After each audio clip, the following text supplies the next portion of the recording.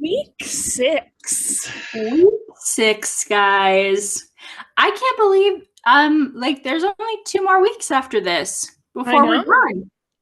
We're 3/4 of the way done with the books now. Obviously, Crazy. and the other books are going to go by so fast because I think the longest one is like 3 or maybe 4 weeks total. Like these must be the longest books or something. Okay. Yeah. Huh. Yep. What time? Well, and I mean, 3 or 4 weeks is still, if we're doing it in 8, that's like I know, similar. but I think they're all like 3. I think it's life and death that's also 4, but I think all the other ones are 3. I could be wrong. Okay. Anyway. Okay. Nice. Yeah. Nice, nice. All right. Well, should we jump on in? Sure. We're covering chapters 15 through 17 in Twilight and 19 through 21 in Midnight Sun. And they're all the same chapters. Well, technically have different names, but one's the Cullens and one's Home. But Yeah. all the same content with a couple of exceptions. But yeah. And what good chapters they were. Everything we love, aka Cullen backstory, lots of time with the vampires, a Jacob appearance, and a great cliffhanger at the end. Ah! I know. I think I said last week about how I would love for the next book to be about Carlisle and his background, and then I completely forgot that we got this much on his background, and I'm like, yeah, I don't need a whole book on that now. I pretty much know it. Like, I still love it. Don't get me wrong, but I feel like we got a lot of that content already. So yeah. No, I stand by my ultimate pick. And if you are out there listening to this and have written this fanfic, please send my way to Glittery Musings Pod. But I want a story in the future after Breaking Dawn where Alice goes and finds the vampire who turns her. Be so good. So good. We could have it as a mystery. yeah, I do like that idea. I know it'd be so interesting, like to read a new book about Twilight. Well, I guess we're going to with the novella, but that's a perspective you don't have and don't know what happens necessarily. Like, yeah. Although you're kind of reliving that, but I remember most of the stuff that happens, so I'd be curious. Yeah. But it's that being said, I definitely do not remember all of the Cullen lore that we get in the books that is not in the movies. I remember the stuff that's in the movies, but we don't get a lot of it. And there was a fair amount this week that I was like, yep, did not remember this at all. So yeah.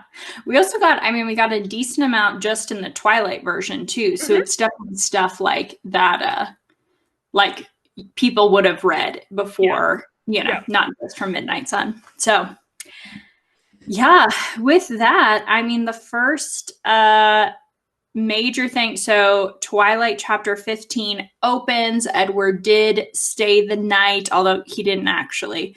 But he's there when Bella wakes up.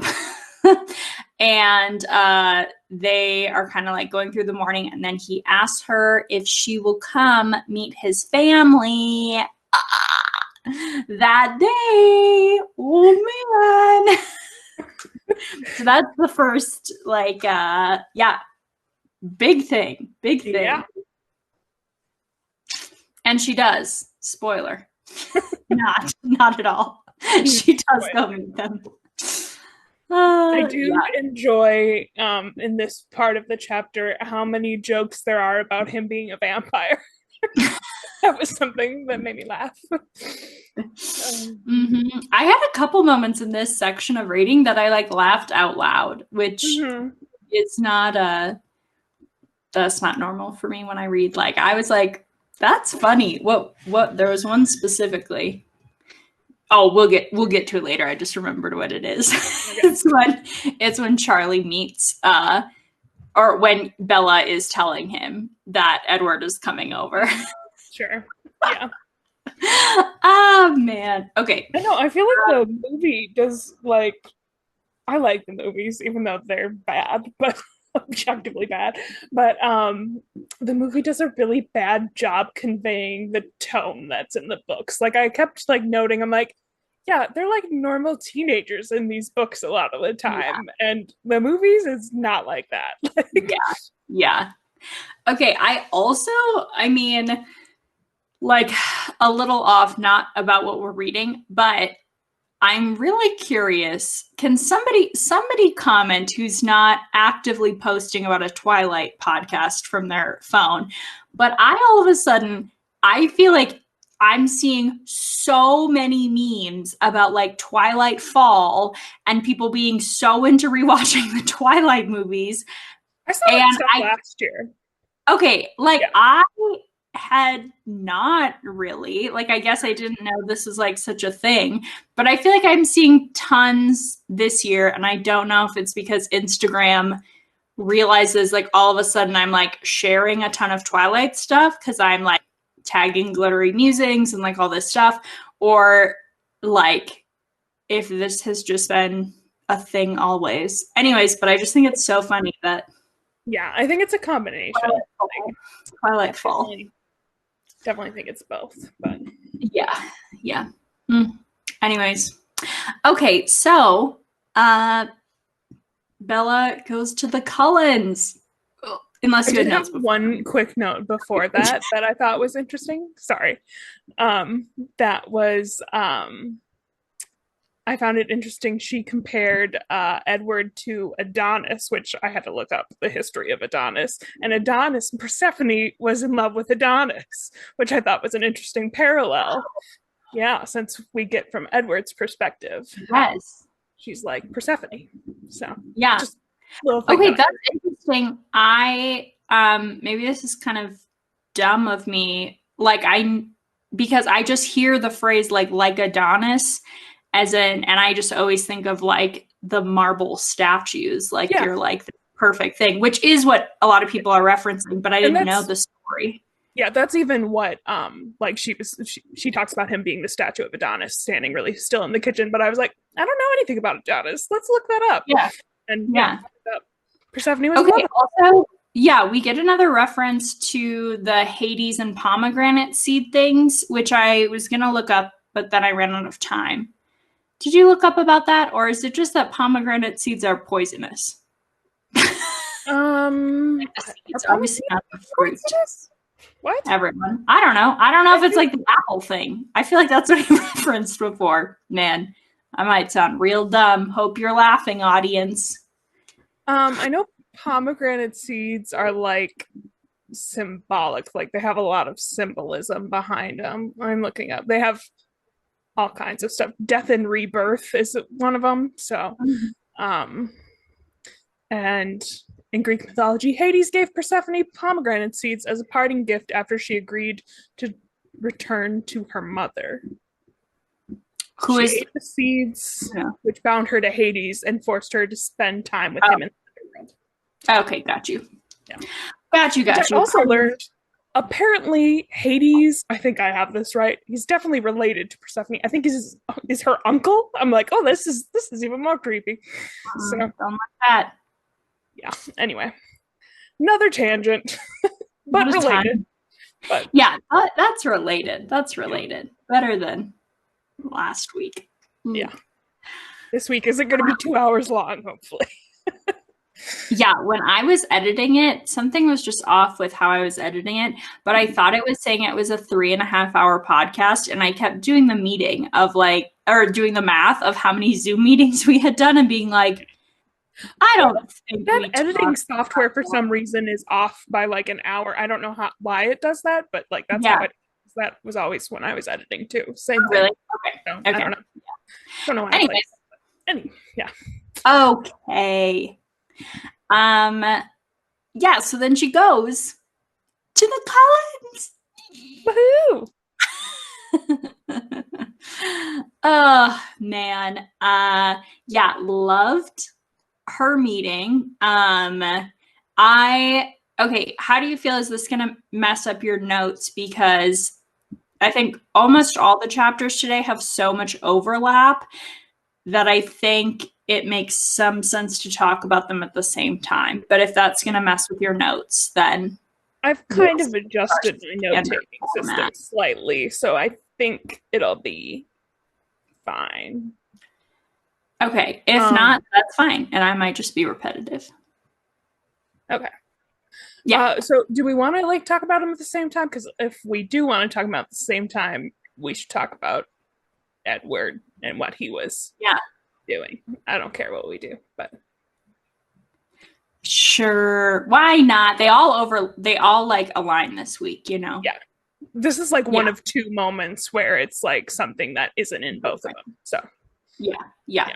Okay, so then pause Twilight. We're talking about, so the chapters we will concurrently be talking about are Twilight chapter 15 and Midnight Sun chapter 19. So no one gets lost, and we're going to start with chapter 19 because while Bella is asleep, like we just talked about, he decides he's interested in her meeting his family, but he needs to do like some prep work before she comes over. So he goes home in the middle of the night because of course they're all awake because none of them sleep. And Alice, in her infinite best sister mode, has already sent Rosalie out and she's waiting on the porch for Edward.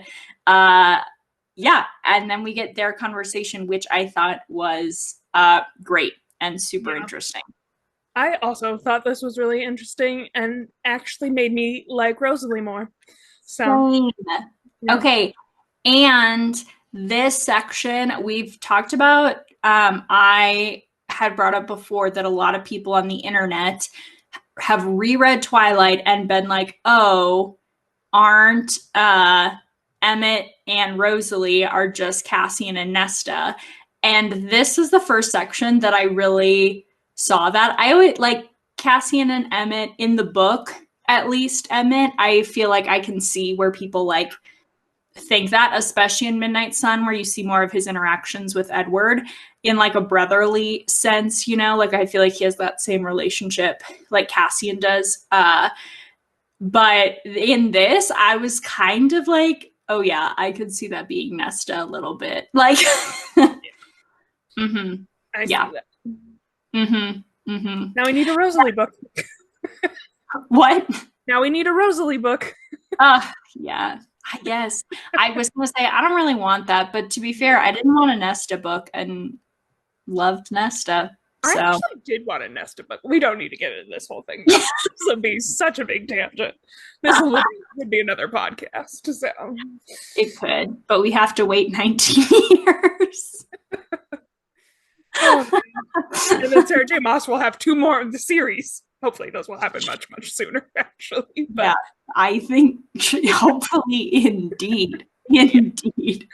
Oh, man. Can you imagine? We'll be like almost in our 50s talking about ACOTAR. That's the funniest thing I've thought all day. Oh my gosh.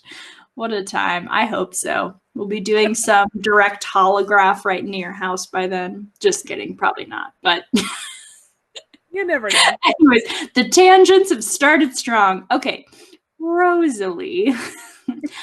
I specifically liked in this section, I do feel like Rosalie is a little more humanized, like, again, because it's like a biased POV, we don't get a lot of interactions with her in Twilight, and she doesn't really like Bella.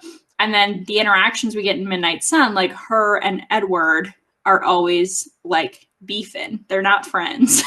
And Edward like doesn't like her. So we get like a pretty negative view. And I feel like this was kind of the most like humanizing. And you actually get that like she doesn't want to meet Bella. I thought this was the most significant part, that she doesn't want to meet Bella because it's so painful to watch Bella choose to become a vampire. And she's kind of accepted like this is going to be inevitable. If she comes into this family, she's going to become a vampire. And like Rosalie's like, I can't really bear to like watch someone give up their humanity, even if I don't like them. Which I think is honestly like such a powerful and like complex emotion, you know? Yeah, when I was reading this, I was like, how is Edward just realizing this, like when he can read minds, you know? Because obviously this is something Rosalie has thought about before. And I was thinking, like, maybe he just like kind of tunes her out because he's so used to her being like this negative person and Mm-hmm. like didn't like fully hear like what she was thinking and stuff. And I feel like, yeah, this does a good job of like humanizing honestly both of them. I mean, Edward is fairly humanized already, but like um yeah, I think that's really relatable to have that bias and to not um like acknowledge the other person's viewpoint because you expect that you know it kind of thing. So Mm-hmm. Yeah. Yeah, totally. Yeah, so I thought the conversation was really, yeah, really good. And I liked that kind of twist for her that it's because it also makes more sense. Like, in some ways, it doesn't always, Rosalie doesn't make sense in their family dynamics. And I've always kind of viewed it as like she only stays because, like, she was turned and Carlisle like feels responsible for her more than like because she like really fits with the rest of them. Even like her and Emmett, I think fit, but like she just clearly like does not fit in as well with the rest of the family, you know? I know there's Um a quote that's like Edward saying something about the last 70 years or so. Wouldn't you say you had at least 5 years of pure happiness? I'm like, that is not a lot for 70 years. That's so mm-mm. sad. So sad, honestly. Yeah, so yeah, so and I feel like this perspective of her being like I couldn't watch her like give this up, like it's more depthful, it's more it is like it alludes enough that like Rosalie, if we were seeing a Rosalie or an Emmett POV, we would like Rosalie, I think. Like she clearly is like passionate and principled. And so yeah, she also made more sense like in the context of the Cullens also, I feel like. And I think Mm-hmm. her viewpoint is so extremely valid and crazy that nobody else even like considers that aspect of it because they're all like, oh, well, we're gonna love Bella and stuff. And it's like, well, if you're gonna love her, shouldn't you consider what the rest of her life's gonna look like, you know? Like, I don't know. I do feel like Rosalie, I hope you don't take this the wrong way, is kind of being an Amy and everyone else is being a Callie. I like that you prefaced that saying, I hope you don't take this the wrong way. No, I totally get that. I think that's Yeah, accurate. yeah, I think that's like how you view things versus like I can just get like excited about like the like newness or the good thing, you know? And that's where I'm like I'm very like Alice in that way. Like I and but mine's not valid. Like I just already am so excited about whatever future we're gonna have, and that's all I care about. Yeah. Uh yeah, and I do, especially like Rosalie talking about like the things she won't get if she becomes a vampire, you know? And like I was trying to this is not in the book, but I was thinking about like what are some of those things? Like what might Rosalie be thinking about? And thinking about like specifically, you know, she's probably assuming she's not having children, she's not, you know, growing older, having some of these like cliche human experiences, you know? Mm-hmm. So, yeah. Yeah. Anyways, interesting. I don't know if you have any more thoughts or if you want to jump into like Bella interacting with the fam. I do have one more note that takes place before they meet the family from Edward's perspective, and it was something that I didn't catch reading Twilight, and it was talking about um, how Edward is telling Bella that Alice had a vision of her coming over to meet all of them, and she was like excited about it and was like definitely going to go. And Edward says something about how he's surprised as if she's agreeing to it, and that Alice's vision is like there wasn't another choice, and that's what he is like upset about is because she's viewing Alice's visions as like the ultimate truth, and is probably worried about the whole becoming a vampire thing. So that was Mhm. just something I didn't catch exactly why he was like annoyed with Alice when reading Twilight, but becomes clear when you read Midnight Sun. So Yeah, and we get some more of that later in, I think, the next chapter, maybe the one after, when Bella is in his room. We get even more like, because I guess I was not really picking up on the fact that he was kind of like being mad and like a little more cold with Alice, because the vision of Bella becoming a vampire was like so strong for her that like Edward is actually kind of like icing her out a little bit, you know? Like I was not connecting that before. Yeah. Interesting. Okay. Then we get to their house, the gorgeous house. Oh my gosh. Okay, let's start with that. How do you feel about the movie House of the Cullens? I want to hear your thoughts. Well, the book and movie so different, like their descriptions, but gorgeous. The house in the movie is gorgeous. I would love that house so much.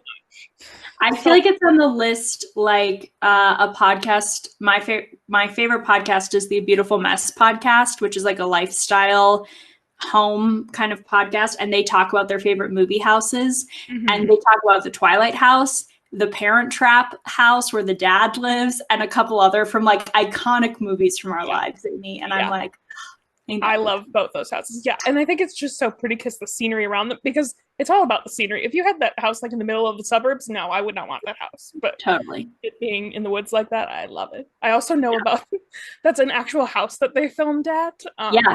Somewhere in like, I don't know if it was Washington or Oregon, but like there's specific things about online when you look at it. It's like, this is a private residence on a private road, you cannot come here, like you can't even drive by it. Like they're very, I'm like, that would be very annoying if you own that house. But because I think it's not the same people who own it anymore as the people who did when they were filming. But okay, because I thought it was someone kind of famous, like maybe like a politician or something. I'm gonna look it up. Yeah, when they filmed it. Yeah, I know it's different, the owners now, than when they filmed it. So, yeah, it's very possible that the owners were someone of note before. I have no idea.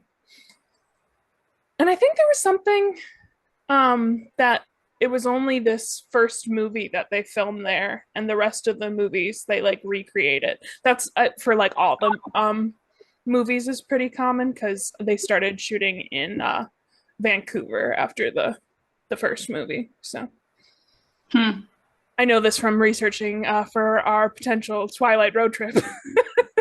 Something we have been talking about since before we started this podcast. Literally over a year before we started the podcast.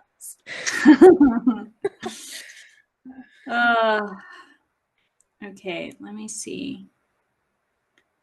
Oh, it's by Skylab Architects. Anyways. Well, whatever. Oh, does it have its own? No, I was like, does this house have its own Instagram? It does not. It does not. Somebody else has posted about it. All right. We're not going to, it was not super accessible to find who owned it at the time. I thought it was some politician or like someone, not like an actor, but somebody, maybe like a big CEO or something. I vaguely I remember it being meaningful who owned it, or maybe who originally built it. Whatever. Anyways, it makes sense that it's since been sold because I'm sure it's pretty obnoxious. Like any of the like iconic houses, like, you know, I don't know. I feel like movie houses, I would not want to live in one. No, neither would I. To be fair. Though did you know that sorry, it is related. That the Swan house that they filmed in for the first movie is an Airbnb now? I was just going to say that fact, actually. Going to. Yeah. I love that so much. Yeah. So funny. It's kind of expensive though. Like it wouldn't be good for like just the two of us, but if enough listeners are interested, we could do a group reading trip and all stay in the Twilight house. Can you imagine? That would be so cool. That'd be so That cool. would be a lot of fun. All right, everyone. Share this podcast with a friend so we have a big enough audience that we can all rent Bella's house on an Airbnb. Thanks. Thanks so much. Love it. Okay. And their house is actually in Forks, so. Oh, really? Yeah. Nice. I feel like ridiculous that I know this much information about this. I know. We did extensive research for our road trip.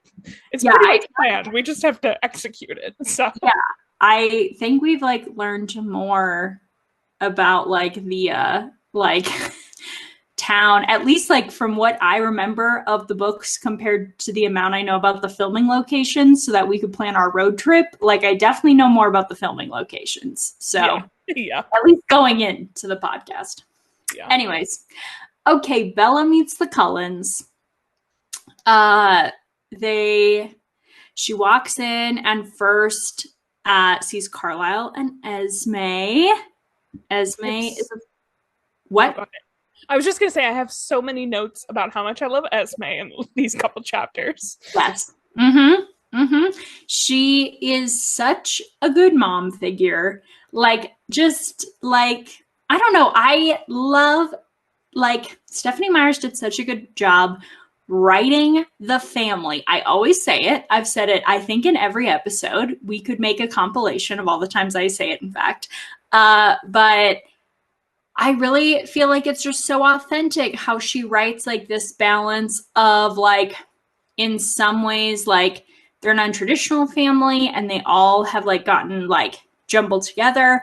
But she does a good job of, like, making them also, like balance that perspective, and they also feel like parents of teenagers at the same time. Like Carlisle being like, okay, let's give them space now, and like Esme being like sad to like not get more, like, yeah, that'll be me as a mom of teenagers, you know. Anyways, so good. And then my favorite is Alice bolting down the stairs and just like running to Bella. I loved particularly that then everyone else was like so surprised she did that and was like startled, except for Bella, who was like the only one who like reacted calmly to her like bolting down. Yeah. That's why they're going to be such good friends. Yeah, right? I was curious, we don't know, but I was curious how much is like, did Alice, was it like when she met Edward where she knew that that was going to be an option Bella would receive really well? Or was it just her like overabundance of excitement? She just like ran to her, because I could see like both, you know? Yeah. Yeah. What did you, how did you feel like Jasper's interaction in this section was? So different than the movies, which is what I remember, obviously. Because in the movies, it's like, he's not going to hurt her. And I'm like, I didn't think he was going to. Why are you saying that? But yeah, I think that kind of like, I went into that like thought process while reading the books because I remembered it from the movies.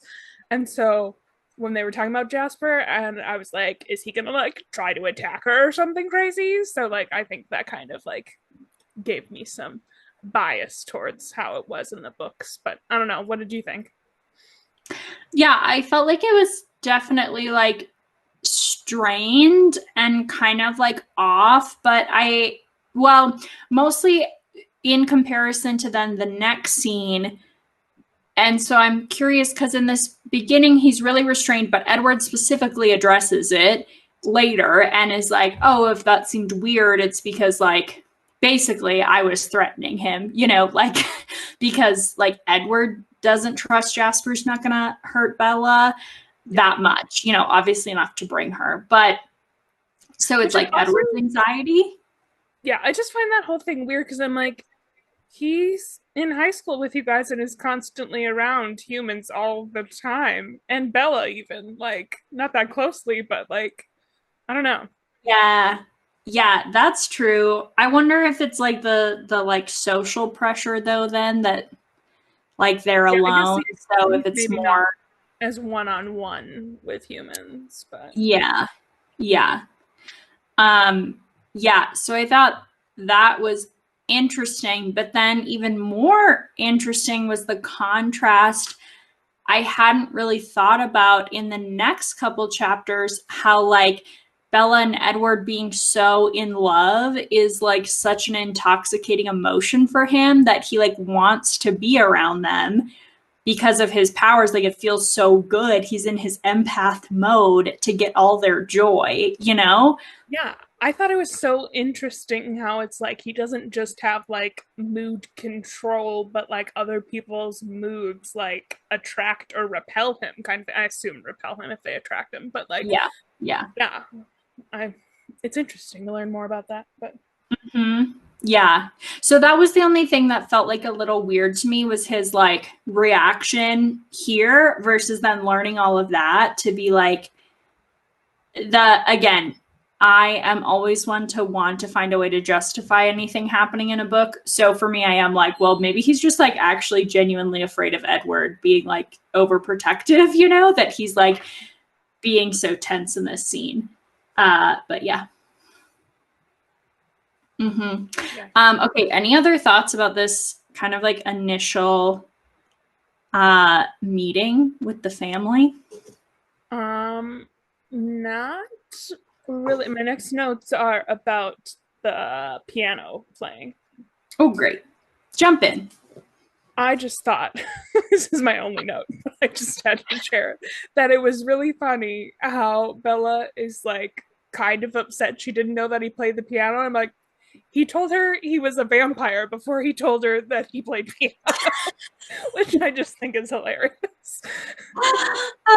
That's honestly so funny. You're 100% right. Yeah.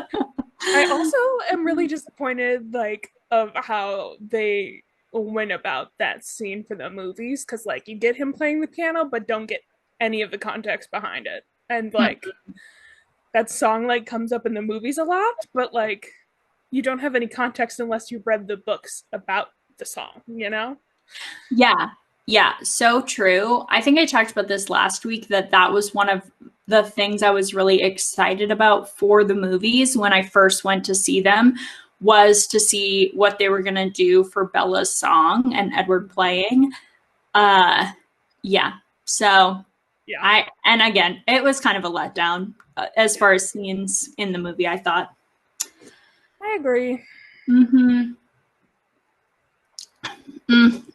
It was another very cute moment. Esme's like so cute in that scene also and trying to like push him to like play and like her being like, then she'll for sure be in love with you, Edward. Like Such a mom so thing. cute. She's such a mom. I'm like, I want to be Alice, but I'm actually just Esme. Like so cute. Oh man. Uh Okay, we also, this is, if you read in the reading order that we did, I'm jumping ahead now, but this is kind of the first section where we find out about Rosalie's envy. And just like we kind of start to get that perspective in Twilight, which is nice. I didn't realize that we got any of it, honestly. So it's nice to hear and like her like being envious of Bella being a human and a little bit more obviously in Midnight Sun we have all the context to that conversation prior, but yeah. And then I don't know what else you have. My final notes are about Carlisle's transition. Same. Yeah, I like that we get more context behind it. We learn that he's like 300 years old. Mm-hmm. Or no, he's over. He's like 360. He didn't Yeah, turn Edward until he was almost 300. That's crazy to me. Like to get that yeah, context is so crazy. Um, yeah. And it makes sense why he was so lonely, you I know? was about to say, I just imagine being so lonely in that situation, which it all just made me love Carlisle more. Yeah. So, Uh, yeah, and we really get a lot, like Carlisle's got some serious religious trauma. mm-hmm. He's one of the girls, you know? He'd do well on TikTok. Yeah, I find it really interesting too that like his father was like hunting for vampires, and so then he kind of was, and that's how he got turned, which is crazy. And then, Mhm. I mean, this is going in the next chapter, which yeah, it just is, but to learn Yeah. he has never killed someone. Crazy. Which Mm-hmm. just goes into that control that he is his power or whatever. So Mm-hmm. Yeah, and you know, because I remember earlier in the book when we were worried he was going to take out that guy who was being all creepy towards Bella in Port Angels, or Angels or whatever. Then he like dragged him across state lines where he was like wanted for arrest instead of killing him, which also like, yeah, now like if I was rereading, I would be like, oh, of course, Carlisle would never. yeah, same. Mm-hmm. Yeah. Yeah, I thought it was super interesting. And also, like, you really get the feeling like how rare it was. Like, that vampire was not intending to turn him, and he, like, should have died, you know? Mm-hmm. But it was just, like, where, like, he was, like, cut in these specific places where he didn't bleed out. And we also find out that then because of that, the transition was like took a really long time, which meant he was in pain for like a super long time. Yeah, which is then also interesting that we start getting this context of like he intentionally then learns about like where to inject venom into people so that to ease the pain of transition moving forward, which is also really interesting. Yeah. Yeah, because we learned that with Edward was the first person that he turned, and he like turned in the same way that he was because he didn't know if like he could otherwise. Like he didn't know like what caused a person to turn or not. So the transition for Edward was most likely the most painful then. So Mm-hmm. Yeah, yeah, yeah. Very interesting. Um, I also and oh, if you have more to no, say about no. Carlisle specifically, okay. I was gonna say we also get in the Midnight Sun chapter about Edward's background, and man, I was not expecting to get more detail, and it is disturbing, like the most disturbing thing we've read. And Mm-hmm. so Yeah. Are you specifically like him? Are you talking about his like background? when they go into I'm the story of the guy that he's going to yeah. kill who hasn't committed a crime yet, yeah, Okay. Okay. Yeah. Mm-hmm. and Yeah. is gonna go after Definitely. like this child, yeah, Yeah. No. So upsetting. I was like, that's definitely the most like one of the more upsetting things from yeah. the book so far, if not the. Uh, Yeah, yeah. that creeped me out so much. And I think I also just wasn't expecting it because we were learning all about like Carlisle's background and stuff. I wasn't expecting, honestly, at all in the books to get any more of Edward's backstory because they already kind of touched on it and like Yeah. him having like that justice system or whatever. So I wasn't expecting that to come back again. Yeah. Also, like it for me it was so creepy because the guy kept in his head being like getting his thoughts of him being like, I can't do this, I can't do this as he's like preparing. Like Really that creepy. I think like freaked me. It just like, yeah, I don't know. It's really creepy. Freaked Yeah. me out a little, to be honest. Yep. Same here. Ugh. Yeah. Mm-hmm. Um yeah, I really liked and thought it was interesting like the details like cuz have did we find out before this that Carlisle's dad was a priest? We like did we know that explicitly? No, I think we learn it when she sees the crucifix on the wall. I think that's the first Yeah. mention. So I think Okay. the the first chapter we read this week at the end of it. Okay, yeah. Yeah, because there's a lot of mention of Carlisle like seeking out churches and stuff like that before, but I like in this chapter I really enjoyed, like, just as a for fun thing for me, was talking about all the different art styles they had, from like that cross, right? And then he's talking about like some 16th century like paintings and different styles of paintings and different artists. And it makes sense to me. Like, why am I like, is my dream life to be an Italian vampire who's just an arts patron? Like during the Renaissance? What a life. Must be incredible. Yeah, so I was very into that, to be honest. Just and describing like all the different like styles of art in the house also. It just like is fun. And it's fun for me to like imagine, like, again, that would be like a perk, a vampire perk to me, of like, you got to collect all this art and from like centuries, like, yeah, so cool. Or so a bunch of grad caps.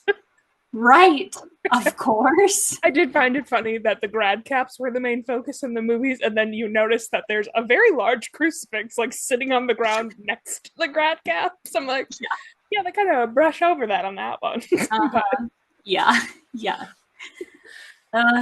Yeah, we've talked about previously, but it's just another like the crucifix being in the house, right? Like, I feel like Stephanie Meyers intentionally has written a lot of scenes that are like people's preconceived notions about vampires, and then makes it like the Cullens have like a joke about how that's not real somehow, you know, like having a giant crucifix in their home and like things like that, you know, like she intentionally is kind of like playing and changing what vampires mean in her stories. And I think that's so, I don't know, I just think it's like kind of inspirational in like a creative writing perspective of like me and Amy talked about this last week after we ended the recording, but just the idea of like, yeah, every story we have about vampires is a story someone made up. So you can make up a different version. Like, it's not like locked in the rules.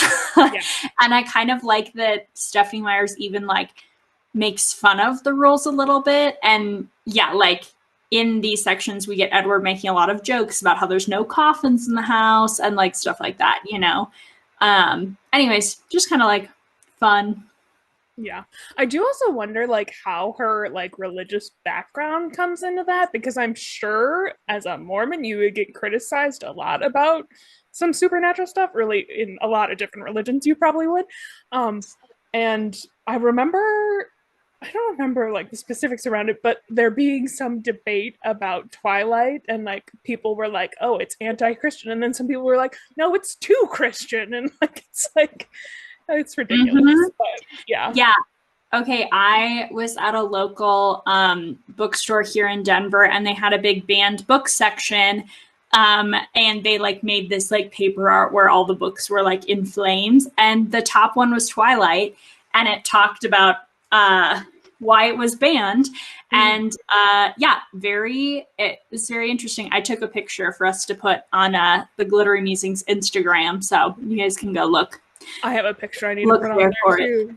At Minnesota State Fair, they had seed art. You know, they do their seed art. Someone did the Twilight book cover, took a picture of it. Wow.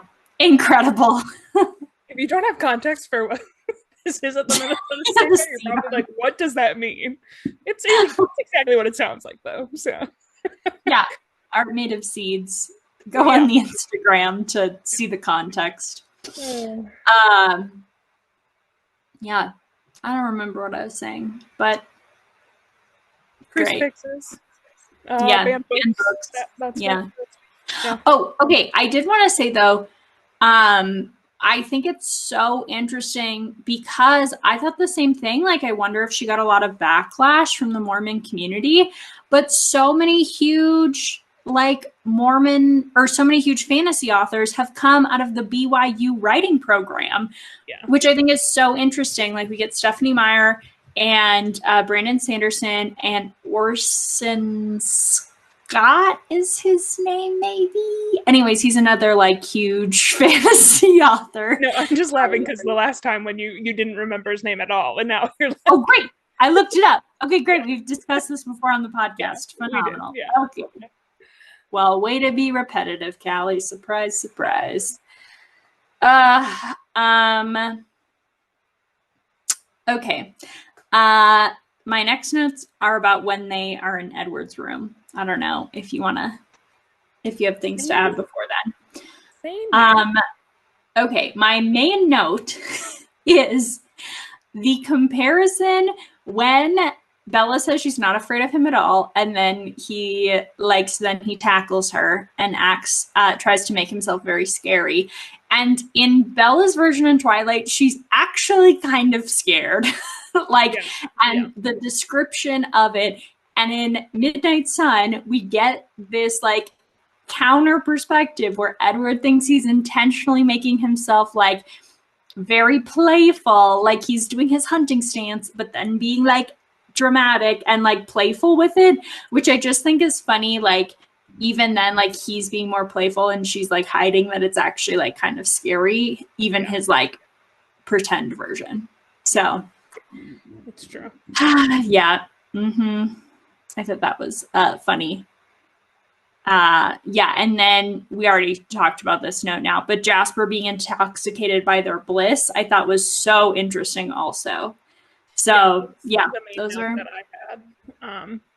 I also had a note. I was like, they were talking about Edward's music collection and how many CDs he had, and I'm like, this man's 100 years old. He would have vinyls. He would not have a collection of CDs. But so true. So true.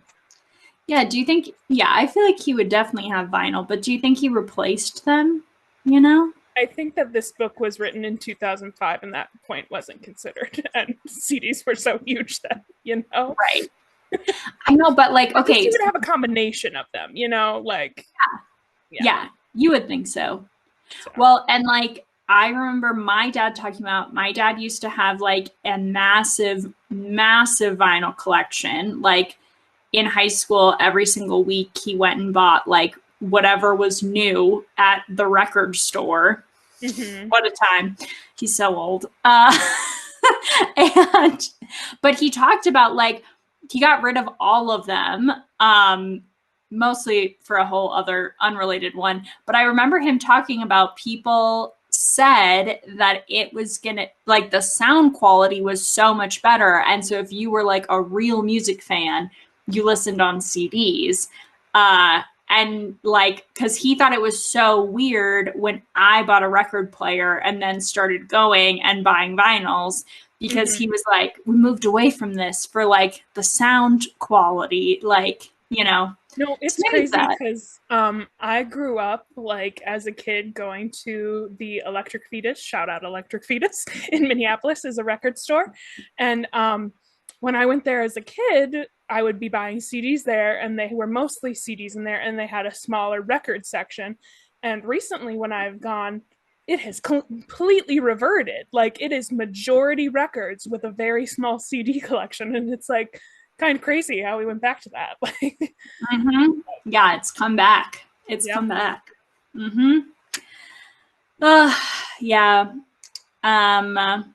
All right. What else do we have in here? I think that's the end of my notes for this section, which feels kind of crazy. I feel like we're cruising through that. We only have 2 chapters left, but I've got a lot more thoughts. We have combined the chapters and aren't revisiting them, you know. I think that and then there's a lot to cover in this one. There's a lot happening.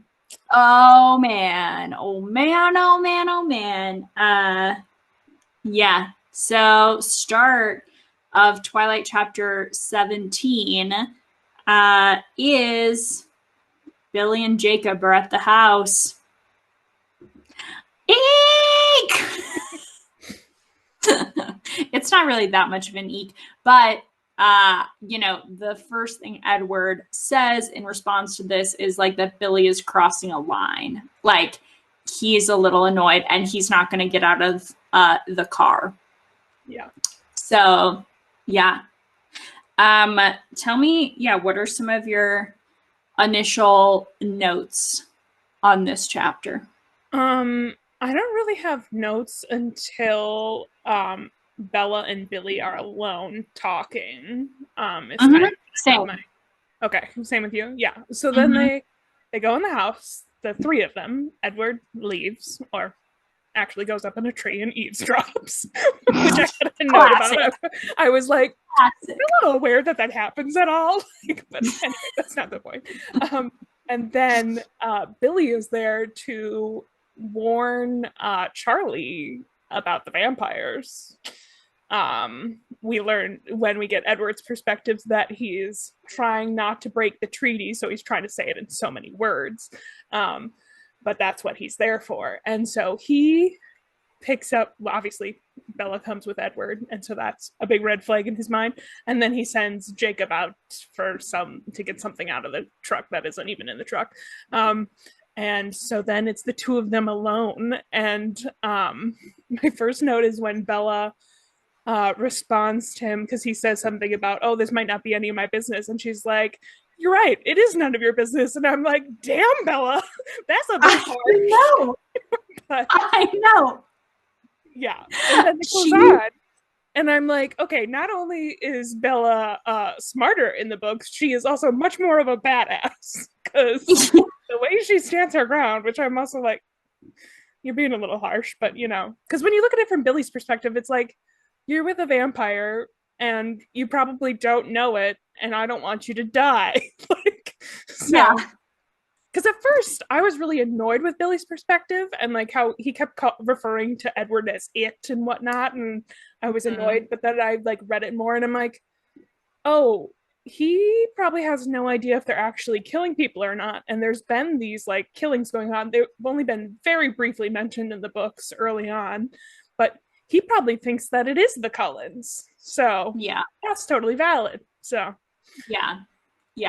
And I think like the context, like we don't know how much Billy knows, right? Mm-hmm. Like we know it's Billy's grandpa who made the original treaty with Carlisle. Ephraim, yeah. Mm-hmm. And one of my other thoughts, I'd like an Ephraim book. But yeah, and so he had a relationship with the Cullens, but it seems like the Cullens, because they've just maintained the treaty, like Billy actually he hasn't really interacted, it doesn't seem maybe at all with the Cullens. Yeah. So he just knows, like, it's like if you were like told ghost stories your whole life and then would see a ghost going by you, you know, like, I know. That's why I was perspective. Yeah, I was initially annoyed with him because I'm like, this is ridiculous. Like, why are you treating it this way? But when you like consider his perspective and like the tribe having these legends about these people, and it's not that far removed, like it's only 2 generations back, like, right. And them having these legends that they then pass down to people, it's like, and he talks about it at some point about how it was like a horror story, which is like, it's like, oh yeah, his perspective makes total sense, you know? Yeah, totally. Yeah, they're in no way humanized, for lack of a better word, to him. Yeah. Yeah, so I do think that's interesting. One note I have before they go in is I thought it was both interesting and funny that Edward tells Bella the kid doesn't know about us. And he's referring to Jacob, and Bella's like, we're like the same age, and Edward's like, I know, and laughs about it. Yeah. And I think, okay, funny, obviously, because he's calling Jacob the kid, but it's interesting. He says the child. Oh yeah, the child. Even funnier. Yeah. But I think it's interesting because like even in this moment, it's almost like the subtext is he's expecting Bella to uphold the treaty, even though like he's not involved. Like he doesn't want her to tell him, is kind of the unspoken thing. And maybe Leslie doesn't want her to tell Jacob, but like the idea that like, yeah, don't reveal it to somebody who doesn't know, because we don't want to like cross this line in the treaty. So I think that's interesting. And to me, then I feel like then Bella's response to Jacob or to Billy, like it's kind of like for the first time that Edward is trusting Bella with something and kind of believing she can be more competent on her own, and he's not trying to be like super protective. And his hand is obviously like forced because of the treaty. He like can't interact with Billy.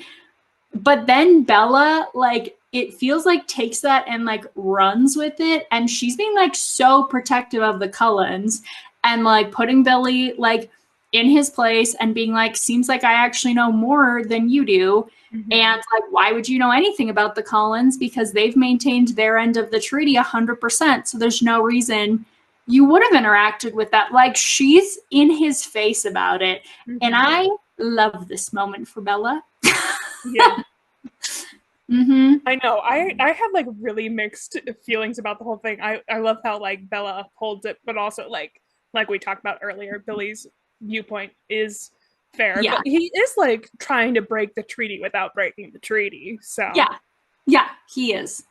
No, I like get where you are being like empathetic to like Billy's perspective, but I'm like, I kind of feel like Bella's in the right on this one. Yeah. Like, and I do too. I do too. Yeah. Yeah.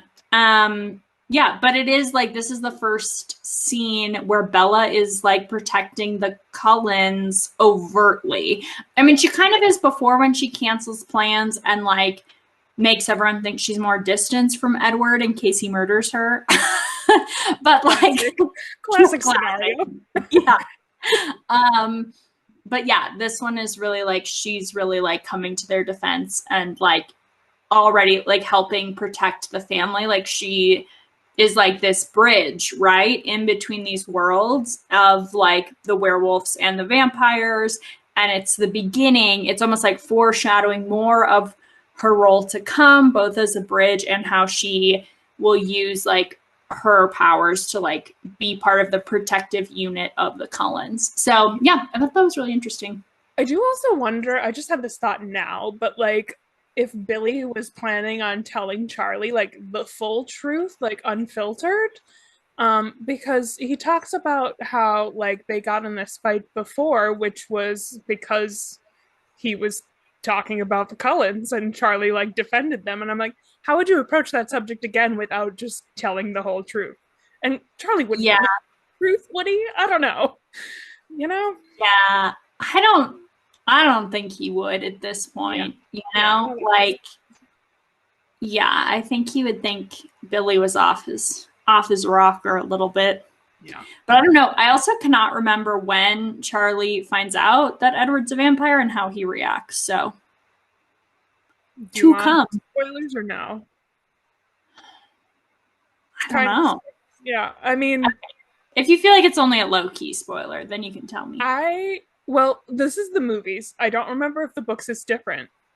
He never figures out exactly what they are. Oh, okay. He just knows there's something weird about them? Yeah. Which I don't know if that's holds true to the books or not, but the movies. Okay. So, I also had a note here that we kind of get, it's a very subtle hint, and it's in Midnight Sun, the first hint of Jacob changing into a werewolf. I don't know if you caught that. I did not. Edward talks about Jacob thinking about how there's something that smells rancid in the kitchen, and he's like, I was just in the kitchen, there's nothing that smells. And I like his heightened smell, I'm assuming that's what it's supposed to be, a little. Yeah Interesting. I'm curious if we're gonna get more of that in Midnight Sun. Bless you. Yeah, thank you.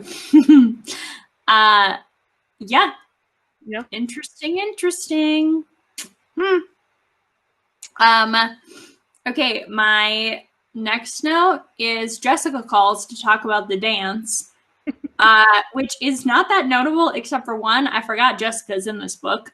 And two, Been a while. like, yeah, it's so weird to me that she's like, how was the dance last night? Like, we haven't talked about Jessica in like 3 weeks, and like to be like, that was it doesn't help that we're reading both books at the same time. Like, if we were just reading Twilight, I'm sure it wouldn't seem as long. It's still a long time, but like, yeah.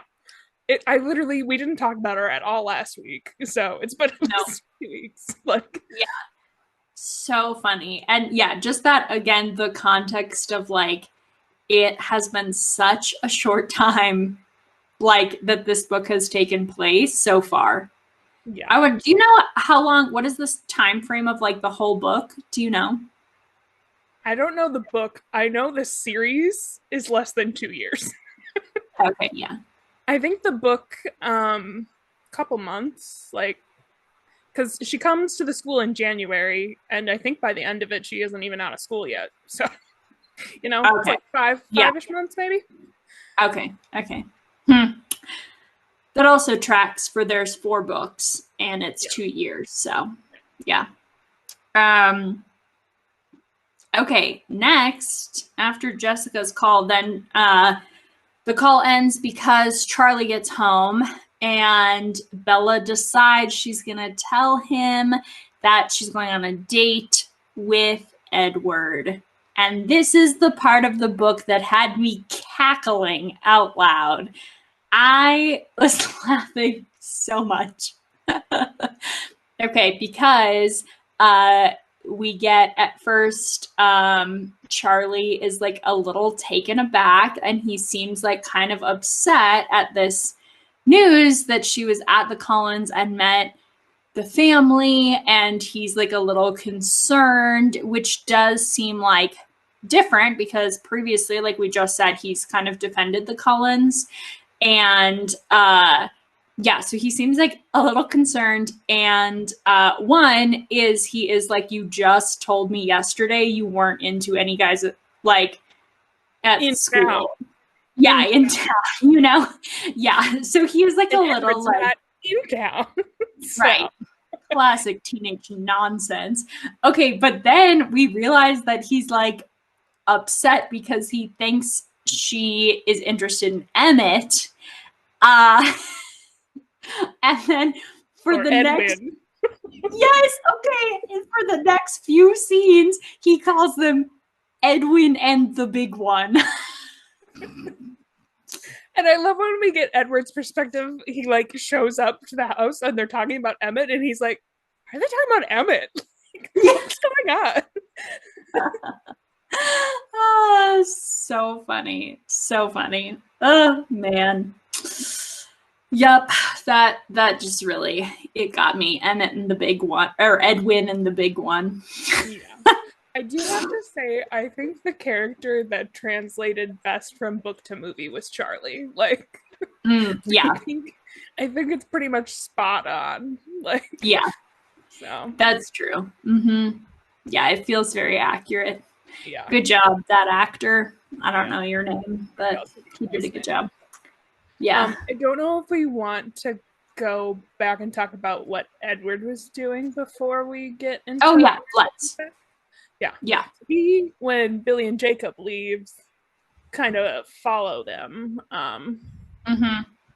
And that's when we get more perspective from Billy about like the history of what happened, and that Carlisle just gave him a call when they were gonna move to Forks again, and he had never interacted with any of the Cullens before this, and is terrified. And something that they talked about that I did not remember was talking about that part of the treaty is that the Cullens get a 5-mile radius around their house, or their lair, as Billy calls it, that was off limits for any members of the tribe. And I'm like, oh, okay, that makes sense. Because I do remember later on a little bit of a spoiler, but not a lot.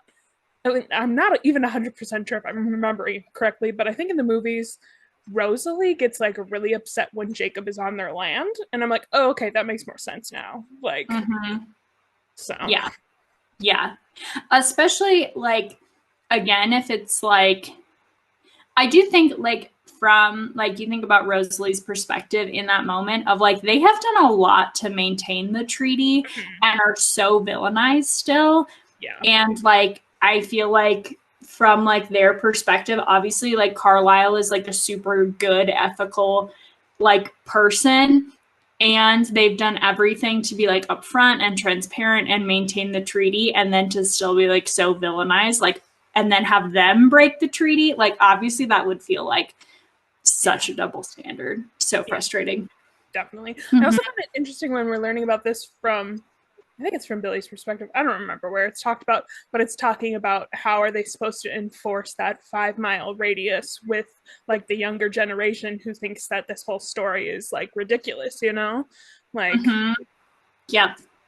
Yeah. And again, where Jacob wouldn't think it's a big deal, although obviously, like, well, I mean, we'll get to that more obviously when it comes, but yeah, clearly there's more credence when he becomes a werewolf that vampires are real. Suddenly seems more plausible. yeah, So, yeah. Mm-hmm. Yeah. Yeah. I thought this section was really yeah, interesting. All the backstory. I'm all about it. Maybe actually, okay, because I feel like we say this a lot, and my favorite sections are often the Cullen sections or kind of where we like veer away. And I think it's because like these are the parts that are more fantasy based, you know, like the relationships with the Cullens, the backstory with the treaty, their backstory, like all of that is like fantasy, and Twilight is such a soft fantasy, and yeah. like Midnight Sun pushes it a little more into fantasy, and I think that's why I like it. Yeah. I think we're also both people who just want to know like all about everything, you know? And That's like you in really like all like first person point of view books, like you're introduced to this information like so slowly throughout the book. And like yeah, I would 100% read a book where they tell you all of it up front and then you read what happens, but I know a lot of people would not like that. Like right, so right, I yeah, love getting all the lore of everything, mhm, you know. yeah, And but yeah, I think it also it definitely is more fantasy parts with the background and whatnot, and I yeah, think pulls you in and has you like continuing to want to read. So mm-hmm, yeah, yeah, and it's like the world building, you know, which yeah, again I'm into. yeah, same, Who same knew? here. Yeah. And that would be like a new thing for me. Like as a high schooler, I definitely was just here for the romance part of the story. And I liked like the mystery of it. And being like now I read a lot more fantasy, so I'm more into like that part of it, you know? Yeah, yeah, definitely. Yeah. Jumping back into Twilight, my next note is laughing at the massive Jeep that is Emmett's car. Yeah, Normally, I find like all the car details and talk like a little annoying, and like mostly comical to be like, why is this in here? You know, like where we were like, are you sponsored by some of these car companies? But this one I actually thought was like funny because like of course Emmett's tricked out version like is this massive off-roading Jeep. Like yeah. of course, I know. yeah. I do love that detail. I love in the movies when they show his Jeep too and him just like standing up in it. I actually did just see because you know when he like pulls into the school and he's like standing in the Jeep, which I also am Yeah. like, you're not driving your own car, but whatever. I did just see a TikTok, I think it was a TikTok, some video of someone recreating that moment. They were at the high school where it was filmed and they were in the parking lot, but they didn't have a Jeep, so it was just them sticking out of a sunroof and hopping out of the sunroof. Too funny. Oh my gosh. I'm just imagining us trying to recreate that like that, and it would not That was go. part of the video that was funny too, was because the person who was driving did not know what they were recreating, so they had like all these takes of them trying to get it right. It was Oh man, you'll have to share it. Share it on the TikTok or on Instagram. Yeah. Yeah. Mm-hmm. And this is where I also like. So then fast forward, but speaking of Emmett, still, because this is kind of the first interaction we're seeing. Emmett in this chapter is now at the baseball game. And this is specifically where I had the note that I was like, oh, he is just Cassian. Or I guess, Cassian is Emmett. Yeah. I can't remember if this already happened or not, or if they talk about it in this chapter about how Edward, I think it already happened. Edward went to Emmett and like they had like he said Emmett said that he owed Edward one and Edward was like, okay, you have to be nice to Bella, like and not mess with her. Which I just thought was Yeah. so funny and also very Cassian. So Yeah. Mm-hmm. Mm-hmm. Yeah, absolutely. Yeah, and Jasper is kind of like Asriel a little bit, just in the like he's more mysterious. yeah, yeah. Hmm. Hmm. Alice is We're not not Elaine, however. not even a little. I have that all wrong. Never mind. That comparison doesn't Yeah. really work, but Hey, it's all right. It does in the fanfic versions. yeah. Anyways, okay. Yeah. The baseball scene, them setting up for the baseball game is hilarious that like Bella like can't see them. Like they're going so far. Like, yeah, it's another like great scene in the movie. Very iconic. If you didn't know, you can buy Cullen Family Baseball Team jerseys on Etsy. So, little shout out if you're looking for that merch. Yep. Mm-hmm. Okay, my next note though is about when Esme and Bella are chatting. So, if you have anything before that, feel free. No, that's the next note that I have as well. So sad. We find out that Edward, like we already knew that she, got turned after being really injured jumping off a cliff. And we thought she fell off, is what Edward has told us. And we find out that she intentionally jumped after she had a baby die, which I was like, that is so heartbreaking. And for that to be the reason, like, she like leans into her mom role so much in this family is like it was like this missing piece from her human life. Yeah. And like where her human life like ended, like so I like almost teared up. It's like so sad. Yeah.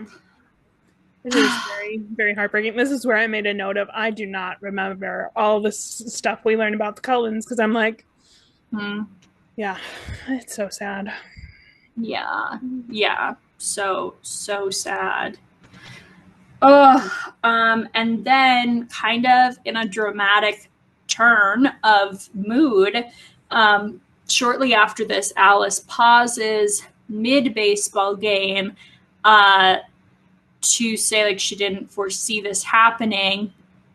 And it's that the vampires that are on their way, which we find out they are supposed to be here in like a day or two. We find that out when in chapter, like the first chapter of Twilight we read in this section. Yeah. So we find out they are like 5 minutes away because they hear the Cullens playing baseball and decide to run because they want to join. Which is funny. Literally, okay, I know it's like a serious moment, but I just imagine like kids running to like join their friends on the playground, and it like undercut it a little for me. Yeah, but also think about it, like how often they come across other vampires who are doing some type of recreational activity. Like I don't blame them, but yeah, probably like never, So yeah, I thought that was funny, and then there. I did have a note that was kind of before this that I thought was pretty funny about Rosalie was shouting that Edward was like a pathetic cheating tool, and Edward says something about how everybody but Carlisle and him. Normally, it's just Carlisle who isn't participating in the trash talk, but this time Mhm. Edward was trying to be on his best behavior, which I thought was funny. Yeah, trying to like be good in front of Bella. So funny. Yeah. I love this chapter in both books, honestly. Like, Yeah, it was good in both. I thought this whole section, it was everything I'm really into about the book. So it was a good section. But yeah, the vampires are coming. They are pretty nervous, clearly, about how they're going to interact with Bella. We know from Alice's vision that they are at least going to approach calmly and like tentatively, and it's unlikely a fight breaks out. yeah. But that's kind of the end. And then we're left on like the cliffhanger of them showing up. Yeah. Yeah. While we are done with the book, I do have a couple of notes about the movie this week. Great. I have 3 different things that are completely unrelated. The first one is that some fun fact. Well, actually, 2 of these are fun facts that I learned from watching bonus features. Nice. So the first one is it's different than the books, but when Bella goes over to Edward's house and then they like go running off into the woods and like climb a tree and the whole spider monkey thing, which we didn't even touch on, but we've already touched on in the previous week. So, but when that happens and they're up in that really tall tree and they like zoom out, those are real stunt people who are actually in a tree and there's a helicopter shooting it. It's not CGI or anything. Like, those are actually in a really, really tall tree, which I'm like, that's terrifying. That's crazy. Yeah. So that was kind of fun. And then the other one, I don't know if you caught it. I also previously talked about this. I was wrong about when it happened, though. Stephanie Meyer cameo happened. Oh, it did? Yeah. It wasn't at the beginning? Charlie and Bella are at that little cafe again. I didn't know that they went back to the cafe. I knew it happened there, but when they first introduced the cafe, they have the waitress like bring something and they're like, "Oh, here you go, Stephanie," and it's her on her laptop writing the final book. So, yeah. Cute. And then also in the movies, it's kind of a different perspective with the like hunting that's going on that the police department's investigating, and they discover that they're human footprints. So that's just something to note. So, but yes, yeah, not werewolves as my initial prediction. When we realized Callie does not remember the plot of this story. And now we're finally going to get to the point of what's going on. I know. The anticipation also to be like, it was not Jasper's people at all. Goodbye. They've been gone. Now other people are back. Oh, yeah. They just brushed by. Like, what was the point of that in the story, you know? No idea. I guess literally no idea. So Edward protecting Bella because he was trying to keep them away or something. I don't know. Yeah, it's like some of the first nights he's being like really paranoid, but it's not the first night that he like goes into her room. It's not like the inciting incident for that. So I wonder if those characters come back. I don't remember, but I don't think they're in the movies, but they might be in the books when stuff happens. I don't know. Yeah, maybe in the future. Yeah. It's also just another, I feel like we get a few different glimpses of like other vampires think Edward's weird. You know, like even of the Cullens, it seems they particularly think Edward is weird. Yeah. Yeah, where in that it's like because he's so like lovesick over Bella and struggling, you know, but yeah, funny. Yeah. Okay, well, any more thoughts from this section? I don't think so. This might be our shortest episode. Yeah, I think it probably is. Yeah, what a cliffhanger we're ending on. It also definitely is shorter because we only had 2 differences of the 6 chapters we read. Otherwise, it was all overlap. So, yeah. But despite it being shorter and us talking less, one of my favorite, like for just a section chunk, this was a really good one, I thought. Same. I think I also found myself like generally taking less notes because I was just reading. I think also as I go on, I'm like, I have too many notes. I don't need this many notes. So I'm taking them more sparingly because I still like have a bunch of notes that I didn't read because they were nothing. But like, yeah. So you guys know, Amy, for the first episode of the podcast, had 40 pages of notes. To be fair, that was exporting out of my Kindle, so it also takes the chunk that I highlighted. So, and then the spacing is really big. So, but there was a lot of notes. But it still feels a little excessive. Yeah. It absolutely is. It just sounds even more unhinged when you phrase it that way. But yeah. We are the unhinged Twilight podcast, after all. Absolutely, we are. Man. Well, as always, guys, leave us a rating or review, subscribe, depending on what platform you're listening to this. One of those is applicable. So, yeah. And next week, we're reading Twilight chapters 18 to 23 and Midnight Sun 22 to 25 and watching about 20 minutes of the movie. And then the next week, we're finishing it all. Crazy. Yeah, next week will be our second to last one. Crazy. Also, in amendment to last week's episode, which is we do have merch up and live right now. However, it is through Square, not through Etsy. So it's glitterymusings.square.site if you want to just directly type in the URL. But it's also, we'll have the link, again, in our Etsy bio. So you can just click on it that way. We got a bunch of different options. I will note, if you're thinking about merch, I specifically went and typed out how many weeks of the podcast you sponsor by buying that piece of merch. So you can feel extra like warm and fuzzy and good when you buy it and know that you are helping. Yeah, like cover the cost of like 1 week or 3 weeks or things like that. So yeah, check it out. Yeah, and it all is print on demand, so it will take slightly longer to get to you, as in everything's made to order, so that there's not like overproduction and waste, because we're eco-conscious here.